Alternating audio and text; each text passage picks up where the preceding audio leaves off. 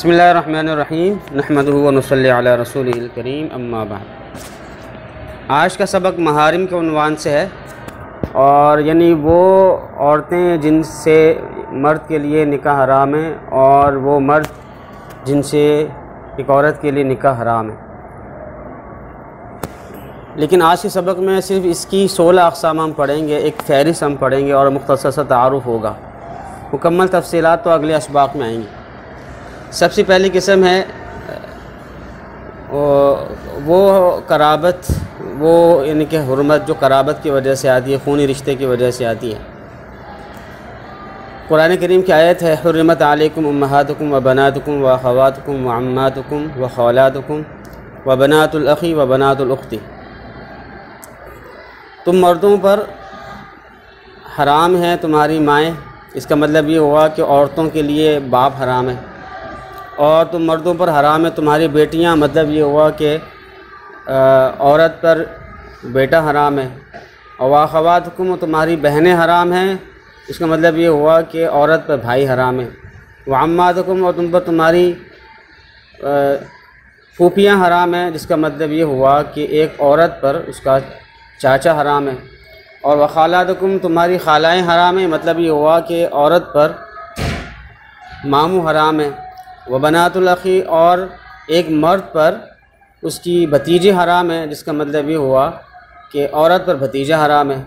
और व बनातुल उख़्ती और मर्दों पर भांजी हराम है, जिसका मतलब ये हुआ कि औरत पर भांजा हराम है। तो ये 7 रिश्ते हैं जिनको कराबत और खूनी रिश्ते कहा जाता है, जो कुरान करीम ने जिसको हराम करार दिया है। और ये दायमी हुर्मत है, यानी ऐसा नहीं है कि किसी वक़्त भी हलाल हो सकती हो, बल्कि ये दायमी हमेशा के लिए ये रिश्ते हराम है। दूसरी किस्म है हुर्मत मुसाहरत, यानी वो रिश्ते जो ससुराली रिश्ते होने की वजह से हराम है। खून का रिश्ता नहीं है बल्कि ससुराली रिश्ता कहलाता है, और ये भी दायमी हुर्मत है, हमेशा के लिए हुर्मत है, आरज़ी नहीं है। कुरान करीम में इसकी 4 अक़साम बयान हुई है। एक तो फरमाया ला तंकिहू मा नकाह आबाउकुम मिनन निसा, यानी तुम पर तुम्हारी सौतेली माँ हराम है। इसका मतलब ये हुआ कि औरत पर सौतेला बाप हराम है। इसी तरीके से दूसरी जगह फरमाया व उम्महातु निसाइकुम, कि तुम पर तुम्हारी बीवियों की माँ यानी सास हराम है। इसका मतलब ये हुआ कि औरत पे ससुर हराम है। और एक और जगह फरमाया इसी आयत में कि व रबाइबुकुम, तुम्हारी जो सौतेली बेटियां हैं वो तुम पे हराम है, जिसका मतलब ये हुआ कि सौतेला बेटा हराम है औरत पर। और एक और जगह फरमाया इसी आयत में वहलाइल व अब्नाइकुम, कि तुम पर तुम्हारी बहुएँ हराम है, जिसका मतलब ये हुआ कि औरत के लिए दामाद हराम। तो ये सारे रिश्ते बयान हुए हैं कुरान करीम में। और तीसरा रिश्ता जो रज़ाअत का रिश्ता है, दूध का रिश्ता, दूध पीने पिलाने की वजह से भी हुर्मत कायम हो जाती है और निकाह हराम हो जाता है। और ये हुर्मत भी दायमी होती है, हमेशा के लिए होती है। कुरान करीम में आता है व अख़वातुकुम मिन अर्रज़ाअति, कि तुम्हारी बहनें जो रज़ाई बहनें हैं वो तुम पर हराम है। इसका मतलब ये हुआ कि औरत पर रज़ाई भाई हराम है। और हदीस में इसी आयत की मज़ीद तफसीर ये बयान हुई है कि दूध पिलाने से वो तमाम रिश्ते हराम होते हैं जो नसब में हराम होते हैं, यानी कि रज़ाई माँ, रज़ाई बाप, रज़ाई बेटा बेटी, रज़ाई भाई बहन, रज़ाई फूफी चाचा, रज़ाई खाला मामू, रज़ाई भांजी भतीजी, रज़ाई भतीजा भतीजी, ये सारे रिश्ते जो नसब में हराम है वो रज़ाअत में भी हराम है। चौथी किस्म में जमा बैनुल महारिम, यानी महरम औरतों को जमा करना। एक आदमी बैक वक्त एक माँ और बेटी को जमा नहीं कर सकता। इसी तरीके से ऐसा नहीं हो सकता कि 2 बहनों को बैक वक्त निकाह में जमा करे। इसी तरह ये नहीं हो सकता कि एक औरत और उसकी फूफी को, या एक औरत और उसकी खाला को जमा करे, या भतीजी और फूफी को और भांजी और खाला को जमा करे एक वक्त में, ये जायज़ नहीं। लेकिन ये जो किस्म है ये दायमी नहीं है बल्कि आर्जी है। मतलब ये हो सकता है कि ये जो हुर्मतें ख़त्म हो जाए, जिसका तरीका ये है कि मसलन अगर फूफी निकाह में है तो उसको, अगर वो उसकी भतीजे से निकाह करना चाहता है तो फूफी को तलाक़ देनी होगी। तो तलाक़ के बाद जब उसकी इद्दत गुज़र जाएगी उसके बाद भतीजी हलाल हो जाएगी। इसी तरीके से अगर साली से निकाह करना चाहता है तो उसकी बहन के निकाह में होते हुए निकाह नहीं कर सकता। हाँ, अगर अपनी बीवी को तलाक़ दे दी, उसकी इद्दत गुज़र गई, उसके बाद उसकी बहन से यानी साली से, साबिक़ा साली से निकाह करना चाहते हैं तो वो हलाल है। तो ये हुर्मत आर्ज़ी है। इसी तरीके से पाँचवीं किस्म है 4 से ज़ायद निकाह। एक मर्द के लिए 4 से ज़ायद निकाह करना हराम है। बैक वक्त एक वक्त में 4 औरतों से निकाह कर सकता है, लेकिन एक ही वक्त में अगर 5वीं औरत से भी निकाह कर लिया, 4 बीवियों के होते हुए 5वीं से भी निकाह कर लिया तो ये हराम है।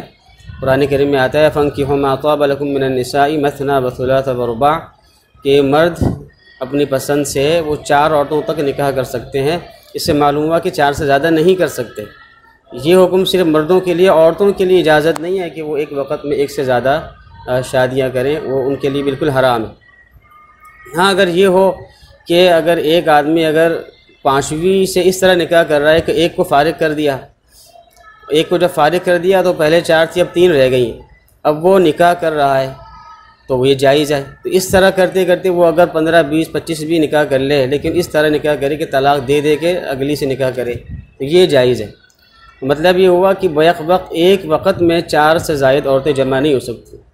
छठी किस्म है ग़ुलाम या बांदी होना, यानी कि एक आदमी मर्द एक आका है तो वो अपनी बांदी से शादी नहीं कर सकता, अगर मालकन है तो वो अपने ग़ुलाम से शादी नहीं कर सकती, इसलिए कि मालिक और जो ममलूक होता है और आका और ग़ुलाम में बहुत ज़्यादा में तफ़ावुत होता है, इस वजह से इनका निकाह नहीं हो सकता। अगर निकाह करना ही है तो उसको आज़ाद करे और आज़ाद करने के बाद निकाह करे। 7वीं किस्म है कि अहले किताब में से, मुसलमान और अहले किताब में से ना होना। मसलन किसी हिंदू से निकाह कर लिया, किसी मजूसी से निकाह कर लिया, कम्युनिस्ट से, दहरिया से निकाह कर लिया, तो ये निकाह सिरे से नहीं होगा। हाँ, अगर अहले किताब से निकाह कर लिया तो वो हो जाएगा, जैसे पहले भी पढ़ा है। और अलबत्ता ये भी आर्जी है, यानी मुमकिन है कि ये हुर्मत ख़त्म हो जाए, जिसका तरीका ये है कि वो जो मुशरिक हिंदू औरत है, मजूसी औरत है या वो मर्द है, वो मुसलमान हो जाए तो उससे फिर निकाह हो सकता है। तो ये भी आर्जी है। एक और किस्म है 8वीं किस्म, जिसको हदीस में बयान फरमाया है, वो भी आर्जी किस्म है।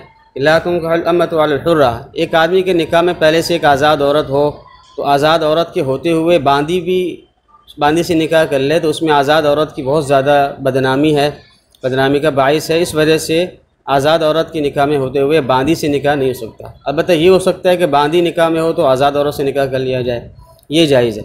लेकिन आजकल ये बांदी ग़ुलाम का रिवाज नहीं है, इसलिए ये किस्म भी बाकी नहीं रही है आजकल। 9वीं किस्म है दूसरे के निकाह में होना। अगर एक औरत दूसरे के निकाह में है तो वो हराम है जब तक कि उसके निकाह में। अगर वो तलाक़ दे दे या वफ़ात हो जाए और इद्दत गुज़र जाए, सारी तलाक़ दी है तो तलाक़ की इद्दत गुज़र जाए, और अगर वफ़ात हुई है तो वफ़ात की इद्दत गुज़ारने के बाद वो औरत फिर हलाल है। तो ये भी आर्जी है। वो इस तरह आर्जी है कि अगर वो तलाक़ देने से और वफ़ात हो जाने से वो औरत हलाल हो जाती है। और कुरान करीम में भी इसका ज़िक्र आता है वल मुहसनातु मिनन निसाई, और ये पहले भी पढ़ चुके हैं। 10वीं किस्म में इद्दत में ना होना। जब एक औरत को तलाक़ दे दी जाए या उसके शोहर का क़ज़ा इलाही से इंतकाल हो जाए तो जब तक वो इद्दत में हो, दौरान इद्दत वो किसी के लिए हलाल नहीं है, उसको निकाह का पैगाम देना भी जायज़ नहीं है। लेकिन ये भी आर्जी है। अगर जैसे इद्दत ख़त्म होगी वो हलाल हो जाएगी, लेकिन इद्दत के दौरान अगर निकाह कर लिया गया तो वो हराम होगा और बिल्कुल ज़िनाकारी होगी। इद्दत के दौरान निकाह बिल्कुल भी जायज़ नहीं है। निकाह भी जायज़ नहीं, हत्ता कि उसका पैगाम देना तक जायज़ नहीं है। इशारे किनायों में अगर पैगाम दिया, इशारे किनायों में, तो सिर्फ इशारे किनायों में पैगाम देना जायज़ है, लेकिन सराहत से साफ साफ लफ्ज़ों में ना निकाह का पैगाम दे सकते हैं और ना ही उससे निकाह कर सकते। 11वीं किस्म है कि उस औरत से निकाह जायज़ नहीं है जो अपने साबिक़ा शौहर से वो हामला हो। तो क्योंकि वो हामला है, जब तक उसका डिलीवरी नहीं हो जाती उस वक़्त तक वो हराम है। कुरान के अपना अहादीस में इसका ज़िक्र आता है अला ला तुतउल हबाला हत्ता यज़अन हमलहुन्ना, कि हामला औरतों से वती न की जाए जब तक कि उनका वज़ा हमल ना हो जाए, डिलीवरी ना हो जाए। 12वीं किस्म है मुर्तद होना। अगर मुर्तद मर्द है या औरत है तो उससे भी निकाह जायज़ नहीं है, इसलिए कि इसकी सज़ा है। और वो जब मुशरिक से निकाह जायज़ नहीं है तो मुर्तद से तो बिल्कुल भी जायज़ नहीं होना चाहिए। और दूसरी अकली वजह यह है कि मुर्तद वाजिबुल कत्ल होता है, और अगर मर्द हो, अगर औरत हो तो वह हमेशा के लिए उम्र कैद की सज़ा होती है उसको। तो ऐसी हालत में वो किस तरह निकाह के हुकूक अदा कर सकते हैं? निकाह के हुकूक अदा ही नहीं कर सकते।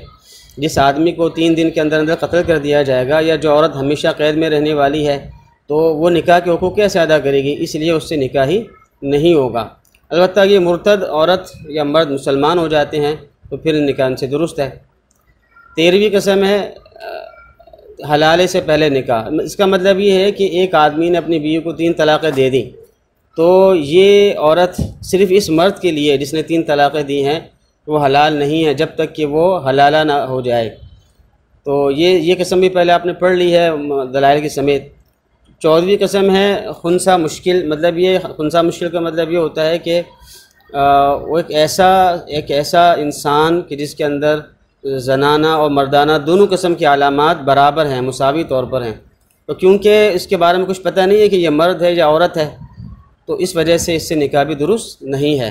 इसलिए कि अगर हमने निकाह की इजाज़त दे दी, तो अगर एक औरत को इजाज़त दे दी तो मुमकिन है कि वो निकाह जिससे हुआ है वो औरत हो, तो औरत का औरत से निकाह होना लाजिम आएगा। और अगर एक मर्द को इजाज़त दे दें तो मुमकिन है कि ये मर्द हो, तो मर्द का मर्द से निकाह होना लाजिम आएगा। तो इसलिए इसका निकाह ना मर्द से जायज़ है ना औरत से जायज़ है। अलबत्ता अगर अलामात किसी एक की सिनफ की गालिब हों, मसलन औरतों वाली अलामात गालिब हैं, तो वो औरत का हुक्म लगेगा और एक मर्द का निकाह उससे जायज़ होगा। लेकिन अगर मर्दों वाली अलामात गालिब हैं तो फिर वो मर्द शुमार होगा और एक औरत का निकाह उससे जायज़ होगा। और 15वीं कसम है जिन्निया, यानी कि एक चुड़ैल है, एक जिन औरत है या जिन मर्द है, तो उससे एक इंसान का निकाह जायज़ नहीं है, इसलिए कि जिन्स अलग अलग है। जिन्स अलग होने की वजह से निकाह नहीं होगा। और दूसरी बात यह है कि वो हुकूक ज़ौजियत भी अदा नहीं हो पाएंगे, इस वजह से कि वो जिन्नात हैं, गायब हो सकते हैं, शक्ल बदल सकते हैं। तो किस तरह पता चलेगा कि जी वही मियाँ है या बीवी है जिनसे निकाह हुआ है। और आखिरी किस्म है जल परी, यानी कि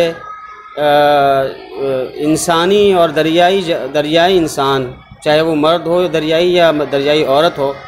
और वैसे हकीकत के लिहाज से तो हमने अपने बड़ों से यही सुना है कि जल परी का या दरियाई इंसान का सिरे से वजूद ही नहीं है।